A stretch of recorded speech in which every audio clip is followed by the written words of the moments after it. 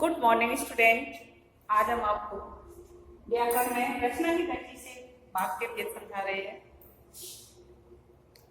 आपने वाक्य अनेक प्रकार के होते हैं पढ़ा होगा।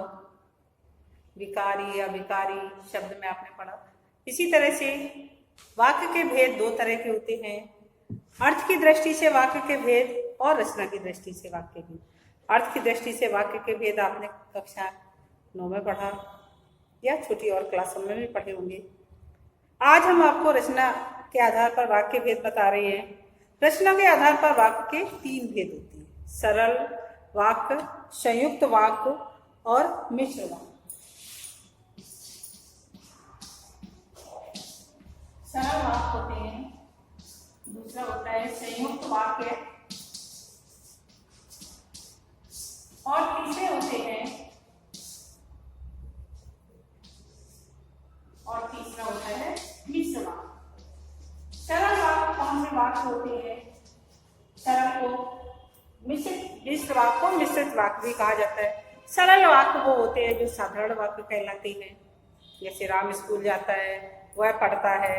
इस तरह के जो वाक्य है वो सरल वाक्य कहलाते हैं। सबसे अधिक जब किसी वाक्य में एक ही उद्देश्य हो और एक ही विधेय हो, यदि वाक्य में एक उद्देश्य है और एक ही विधेय है तो वह वाक्य सरल या साधारण वाक्य कहलाता है। दूसरा इसका भेद है संयुक्त वाक्य। संयुक्त वाक्य का मतलब होता है जिसमें 2 या 2 से अधिक वाक्य खंड स्वतंत्र रूप से समुच्चय बोधक अवयवों द्वारा जुड़े हुए। आपने छोटी क्लास में पढ़ा, समुच्चय बोधक अव्यय होते हैं, इसके 2 भेद होते हैं, सामानाधिकरण समुच्चय बोधक और दूसरा व्याधिकरण समुच्चय बोधक। सामानाधिकरण समुच्चय बोधक के जितने भी वाक्य होते हैं वो सभी शब्द होते हैं, जितने भी शब्द होते हैं वो संयुक्त वाक्य में लगाए जाते हैं, और व्याधिकरण समुच्चय बोधक के जितने भी शब्द होते हैं वो मिश्रित वाक्य में लगाए जाते हैं। तो समुच्चय बोधक अवयव द्वारा आपस में जोड़े जाते हैं। जैसे लड़के खेल रहे थे, एक वाक्य हुआ, और लड़कियां पढ़ रही थी, ये भी 2 सरल वाक्य है। इनको 2 सरल वाक्यों को यदि हमने आपस में मिलाया, किसके द्वारा? समुच्चय बोधक शब्दों के द्वारा। यह समुच्चय बोधक शब्दों के द्वारा हम 2 वाक्यों को आपस में मिलाते हैं तो वाक्य संयुक्त वाक्य बन जाता है। लेकिन इसमें एक विशेषता होती है कि यदि हम दोनों वाक्यों को अलग भी कर दें तब भी ये अपना अर्थ स्पष्ट करती है। संयुक्त वाक्य के लिए यदि हम इनको अलग भी कर देते हैं तब भी ये अपना अर्थ स्पष्ट करते हैं। जैसे लड़के खेल रहे थे परंतु लड़कियां पढ़ रही थी, परंतु शब्द समुच्चय बोधक, इसके द्वारा हमने संयुक्त वाक्य को जोड़ा है। तो जिन शब्दों के द्वारा वाक्यों को जोड़ा जाता है वो संयुक्त वाक्य कहलाते हैं। लड़के, यदि हमने इनको समुच्चय बोधक शब्द को अलग भी कर दिया, लड़के खेल रहे थे, लड़कियां पढ़ रही थी, तब भी दोनों का अर्थ स्पष्ट होता है। तो 2 वाक्यों को जिन शब्दों के द्वारा आपस में जोड़ा जाता है वो संयुक्त वाक्य कहलाती है। जैसे आज नाना जी आने वाले थे किंतु नहीं आए, तो किंतु शब्द समुच्चय बोधक है तो संयुक्त वाक्य बना रहा है। इसी तरह से बहुत भी उदाहरण है, गरिमा घर का सारा काम करती है और स्कूल भी जाती है, मुझे डॉक्टर को दिखाना है इसलिए। इस तरह से बहुत सारे जो शब्द होते हैं वो संयुक्त वाक्य कहलाते हैं। मिश्र वाक्य कौन से शब्द होते हैं? मिश्र वाक्य में एक वाक्य प्रधान उपवाक्य और दूसरा आश्रित उपवाक्य होता है, उसे मिश्र वाक्य कहते हैं। एक वाक्य प्रधान वाक्य और दूसरा उस पर आश्रित वाक्य होता है, वो मिश्र वाक्य कहलाता है। मिश्र वाक्य 2 या 2 से अधिक वाक्यों से मिलाकर के भी बनाए जाते हैं। जैसे जो रास्ते में मिला था वही मैकेनिक था। अब इसमें प्रधान वाक्य कौन हो गया? मैकेनिक था, वह मैकेनिक था, और जो रास्ते में मिला था वही मैकेनिक था। जो जब मान्या गाती है तब संजू नाचती है। मैंने एक कार खरीदी जो बैटरी से चलती है। यदि जल्दी ऑफिस जाना चाहते हो तो स्कूटी ले जाओ। इस तरह के वाक्य होते हैं जिसमें एक प्रधान वाक्य होता है और दूसरा उस पर आश्रित वाक्य होता है। इसलिए इसके उपवाक्य होते हैं मिश्र वाक्य, एक तो प्रधान उपवाक्य और दूसरा आश्रित उपवाक्य। प्रधान वाक्य कौन होता है? प्रधान उपवाक्य किसी दूसरे उपवाक्य पर निर्भर या आश्रित नहीं होता है। यदि हम उसको अलग करेंगे तब भी वो अपना अर्थ स्पष्ट करता है, लेकिन आश्रित उपवाक्य को यदि अलग कर देते हैं तो वो अपना अर्थ स्पष्ट नहीं कर पाता है। प्रधान उपवाक्य के अनुसार ही वाक्य की मुख्य क्रिया लगी होती है। मुख्य क्रिया है जो प्रधान उपवाक्य के अनुसार ही होती है। और आश्रित उपवाक्य कौन होते हैं? आश्रित उपवाक्य दूसरे उपवाक्यों पर आधारित होते हैं, आश्रित होते हैं। आश्रित उपवाक्य प्रायः क्योंकि, कि, यदि, जो आदि से आरंभ होते हैं। अक्सर कि, यदि, जो इस तरह के शब्दों को लगा करके उनको आरंभ किया जाता है, इसलिए वो आश्रित उपवाक्य कहलाती हैं। आश्रित उपवाक्य के 3 भेद होते हैं: संज्ञा उपवाक्य, विशेषण उपवाक्य और क्रिया विशेषण उपवाक्य। संज्ञा उपवाक्य कैसे होते हैं? जो उपवाक्य प्रधान उपवाक्य की किसी संज्ञा या संज्ञा पदबंध के स्थान पर आते हैं वो संज्ञा उपवाक्य कहलाते हैं। अर्थात पदबंध है ना, लेसन होता है छोटी क्लासों में, पदबंध में जिसका भी विस्तार किया गया हो, संज्ञा का विस्तार किया गया हो तो संज्ञा पदबंध, सर्वनाम का विस्तार किया गया हो तो सर्वनाम पदबंध, विशेषण का विस्तार हो तो विशेषण पदबंध और क्रिया का विस्तार किया गया हो तो क्रिया पदबंध कहलाता है। इस तरह से संज्ञा उपवाक्य में संज्ञा का अधिक विस्तार किया जाता है तो वो संज्ञा उपबंध, उसे पूरा विश्वास है कि वह सफल होगा। तुम नहीं आओगे, मैं नहीं जानता था। तो इस तरह से जिसका अधिक विस्तार किया गया है वो संज्ञा उपवाक्य है। ये संज्ञा उपवाक्य हो गए। विशेषण उपवाक्य, जो विशेषण उपवाक्य प्रधान उपवाक्य में प्रयुक्त किसी संज्ञा की विशेषता बता रही है। विशेष संज्ञा विशेषण कौन होते हैं? जो संज्ञा की विशेषता बताती है। जो वाक्य है ना किसी प्रधान उपवाक्य की विशेषता बता रहे होते हैं उसे विशेषण उपवाक्य कहते हैं। जैसे जब अभिषेक स्कूल पहुंचा तब बारिश थम चुकी थी।